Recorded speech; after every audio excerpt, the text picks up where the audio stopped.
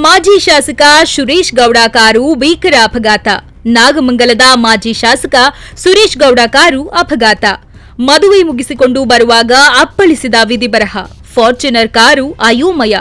ಬೆಂಗಳೂರಿನ ಮಣಿಪಾಲ ಆಸ್ಪತ್ರೆಗೆ ಮಾಜಿ ಶಾಸಕ ದಾಖಲು. ರಾಜ್ಯದಲ್ಲಿ ಸರಣಿ ಅಪಘಾತಗಳ ಆರ್ಭಟ ಮುಂದುವರೆದಿದೆ. ಮಂಡ್ಯ ಜಿಲ್ಲೆ ನಾಗಮಂಗಲ ವಿಧಾನಸಭಾ ಕ್ಷೇತ್ರದ ಜೆಡಿಎಸ್ ನಾಯಕ ಮಾಜಿ ಶಾಸಕ ಸುರೇಶ್ ಗೌಡ ಅವರಿದ್ದ ಕಾರು ತಡರಾತ್ರಿ ಅಪಘಾತಗೀಡಾಗಿದೆ. ಘಟನೆಯಲ್ಲಿ ಸುರೇಶ್ ಗೌಡ ಹಾಗೂ ಅವರ ಕಾರು ಚಾಲಕ ಶೇಖರ್ ಇಬ್ಬರಿಗೂ ಗಂಭೀರ ಗಾಯಗಳಾಗಿದ್ದು, ಪ್ರಾಣಾಪಾಯದಿಂದ ಕೂದಲೆಳೆ ಅಂತರದಲ್ಲಿ ಪಾರಾಗಿದ್ದಾರೆ ಎನ್ನಲಾಗುತ್ತಿದೆ. ಸದ್ಯದ ಮಾಹಿತಿ ಪ್ರಕಾರ ಸುರೇಶ್ ಗೌಡ ಅವರು ಪ್ರಾಣಾಪಾಯದಿಂದ ಪಾರಾಗಿದ್ದಾರೆ ಎಂದು ವೈದ್ಯಕೀಯ ಮೂಲಗಳು ತಿಳಿಸಿವೆ.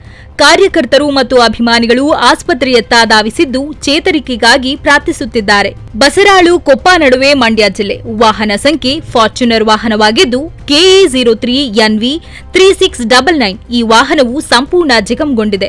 ಗಾಯಾಳು ಮಾಜಿ ಶಾಸಕ ಸುರೇಶ್ ಗೌಡ ಮತ್ತು ಚಾಲಕ ಶೇಖರ್ ಸ್ನೇಹಿತನ ಮದುವೆಗೆ ಹೋಗಿ ಹಿಂತಿರುಗುವಾಗ ಈ ಘಟನೆ ಸಂಭವಿಸಿದೆ ಎಂದು ಹೇಳಲಾಗಿದೆ. ಅದೃಷ್ಟವಶ ಪ್ರಾಣ ಅಪಾಯದಿಂದ ಪಾರಾಗಿದ್ದಾರೆ. ವರದಿ ರಾಜೇಶ್ ವಿಆರ್ ನ್ಯೂಸ್.